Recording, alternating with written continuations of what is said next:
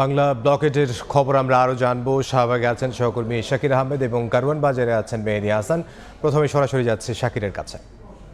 শাকির, রাজধানী সহ সারা দেশে কোটা সংস্কারের দাবিতে শিক্ষার্থীরা তাদের যে বাংলা ব্লকেট সেটি দিয়েছেন। আমি এখন আছি শাহবাগ মোড়ে। এই শাহবাগ মোড়ে শিক্ষার্থীরা কিন্তু 11টার পর থেকেই পুরো মোড়টি অবরোধ করে দিয়েছে এবং পরবর্তীতে আমরা দেখেছি এই শাহবাগ কেন্দ্রিক যে যাতায়াতটি রয়েছে সেই যাতায়াত বা যানবাহন চলাচল সেটি কিন্তু বন্ধ হয়ে যায় এবং কোর্টের যে স্থগিতাদেশ সেটির পরে শিক্ষার্থীরা কিন্তু বলছে যে তারা এই কোর্টের স্থগিতাদেশে সন্তুষ্ট নন। তারা চাচ্ছেন একটি পৃথক কমিশনের মাধ্যমে কোটা সংস্কারটি যৌক্তিক পর্যায়ে নামিয়ে এনে, অর্থাৎ কোটার সংখ্যাটি যৌক্তিক পর্যায়ে নামিয়ে এনে সেটি আসলে আইনের মাধ্যমে একটি স্থায়ী সমাধান। এবং তারা বলছেন যে তারা যে তাদের আন্দোলন চালিয়ে যাচ্ছেন, অর্থাৎ বাংলা ব্লকেট যেটি চালিয়ে যাচ্ছেন সকাল সন্ধ্যা সেটি অব্যাহত থাকবে যতক্ষণ পর্যন্ত এই কোটা পদ্ধতির যৌক্তিক সংস্কার না হবে, অর্থাৎ নির্বাহী বিভাগ থেকে একটি কমিশন গঠন করে স্থায়ী সমাধান না হবে ততক্ষণ পর্যন্ত তারা তাদের আন্দোলন চালিয়ে যাবেন। শুধু এই ঢাকার বিশ্ববিদ্যালয়ের আশেপাশের এলাকা নয়, পুরো ঢাকাই কিন্তু অনেকটা অচল হয়ে গেছে এই আন্দোলনে, অর্থাৎ গুরুত্বপূর্ণ যে পয়েন্টগুলো সেটিতে শিক্ষার্থীরা আটকে রাখছেন এবং শিক্ষার্থীরা বলছেন যে তাদের যে দাবিটি সেটি যৌক্তিক এবং তাদের এই দাবিটি কোটা সরাসরি বাতিল নয়, যৌক্তিক যেন সংস্কার করা হয় এবং আদালতের যে স্থগিতাদেশ হয়েছে সেটির প্রতি তারা সম্মান জানাচ্ছেন এবং তারা বলছেন যে তারা মুক্তিযোদ্ধাদের প্রতিও তারা কিন্তু আসলে শ্রদ্ধাশীল।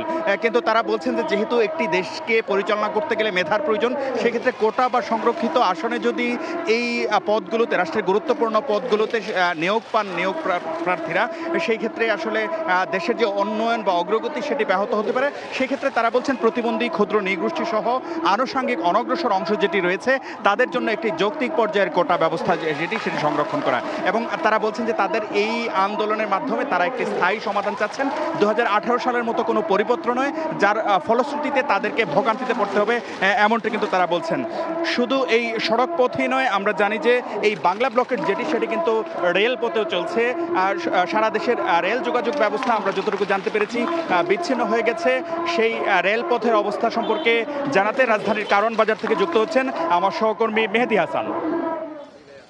বাংলা ব্লকেট কর্মসূচির অংশ হিসেবে বেলা 11টার পর থেকেই কিন্তু এই রেল পথেও অবরোধ করেছে আন্দোলনকারীরা এবং আমরা বেলা 11টার পর থেকেই দেখেছি এই কারওয়ানবাজার রেল গেটে কিন্তু বেশ কিছু শিক্ষার্থী, প্রথমে ঢাকা বিশ্ববিদ্যালয় থেকে শিক্ষার্থীরা আসলেও পরবর্তীতে আমরা দেখেছি আশপাশের স্কুল, কলেজ এবং ইউনিভার্সিটির যে শিক্ষার্থীরা রয়েছেন তারাও এসে অবস্থান নিয়েছে। একটু জানিয়ে রাখি যে বেলা 11টার পর থেকে তারা অবস্থান নেওয়ার পর থেকে কিন্তু কোনো প্রকার ট্রেন আসলে এই পথ দিয়ে কোনো চলাচল করেনি, ফলে এক প্রকার বলাই চলে কিন্তু সারা দেশের সাথে রেল চলাচল কিন্তু বন্ধ রয়েছে। আমরা কমলাপুর রেল স্টেশনে যোগাযোগ করেছিলাম, সেখান থেকে আমাদের যেটি জানানো হয়েছে যে এই অবরোধ কর্মসূচি যখন থেকে এখান থেকে পালন করা হচ্ছে ঠিক তারপর থেকে কমলাপুর থেকে কোনো ট্রেন কিন্তু ছেড়ে আসেনি এবং এর বাইরেও সারা দেশ থেকে যে ট্রেনগুলো এসেছিল সেই ট্রেনগুলো কিন্তু এখানে আসেনি, অর্থাৎ তারা আসার পথে যে স্টেশনগুলো রয়েছে সেই স্টেশনগুলোতেও কিন্তু অবস্থান করেছে এবং এই মুহূর্তে আমরা সাধারণ মানুষের সাথে কথা বলেছি। তারা আসলে যেমনটি বলছেন যে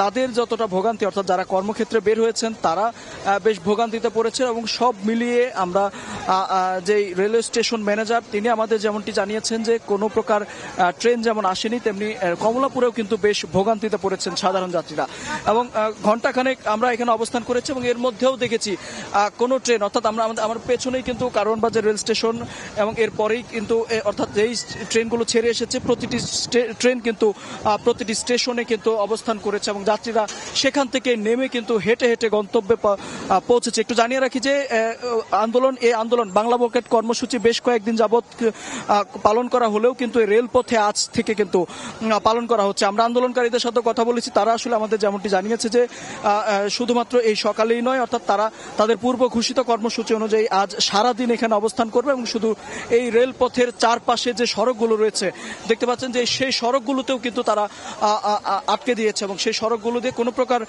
যান চলাচল করছে না এবং সব মিলিয়ে যে আসলে সড়ক এবং যান যারা আসলে রেলপথে বাড়ি যাবেন তারাও এক প্রকার হেঁটে রওনা দিয়েছেন এবং সড়ক পথে যারা গন্তব্যে পৌঁছেছেন তারাও হেঁটেই রওনা দিয়েছেন। তো এই ছিল বাংলা ব্লকেট কর্মসূচির কারওয়ানবাজার রেলগেট থেকে আমার কাছে থাকা সবশেষ তথ্য।